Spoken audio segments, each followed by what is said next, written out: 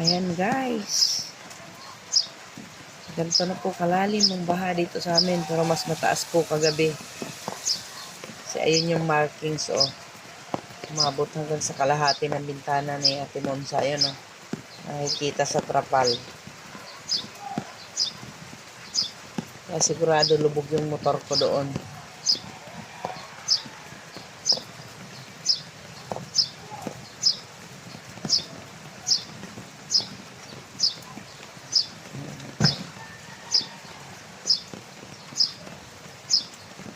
Grabing lalim ng baha.